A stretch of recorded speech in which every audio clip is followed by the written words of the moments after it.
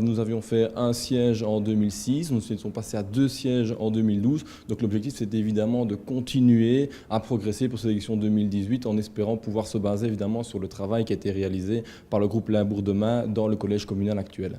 Avec ce parti socialiste avec qui vous êtes partenaire, vous seriez prêt à repartir ?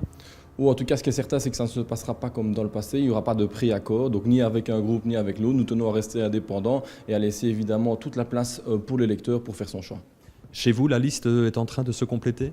Oui, chez nous, la liste est en train de se compléter. On travaille évidemment pour la faire la plus forte possible et la plus polyvalente possible, avec évidemment des représentants d'un maximum de villages de notre commune. Nouveau look et surtout nouvelle empreinte pour le MR de Limbourg qui devient Limbourg Demain. D'un siège en 2010, les réformateurs étaient passés à 2 élus en 2012. À 2 ans des prochaines élections communales, ce changement de nom doit leur permettre d'aller chercher un public plus large sans perdre sa base. C'est en tout cas l'objectif.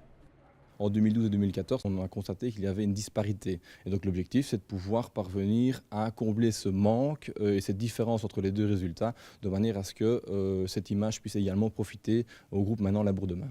Et donc aller chercher peut-être des candidats d'ouverture qui ne seraient pas venus naturellement si vous étiez resté MR ? Oui, tout à fait. Donc l'objectif, comme je le disais, c'est de s'étendre le plus largement possible et donc d'aller chercher des gens qui ont d'autres idées que les nôtres, de pouvoir les amener au sein de notre groupe et donc de présenter un programme qui puisse toucher un maximum de personnes dans l'intérêt de la commune de Limbourg.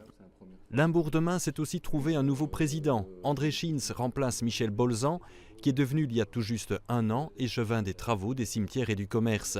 À 51 ans, André Schins mesure l'ampleur de la tâche qui l'attend et celle de son parti, à savoir jouer un rôle en vue sur l'échiquier politique limbourgeois, dominé par le Parti socialiste.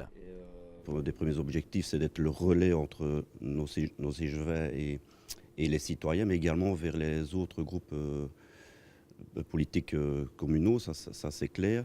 Et l'objectif, c'est qu'il ne faut pas se voiler la face. C'est vrai qu'il y a les élections 2018, mais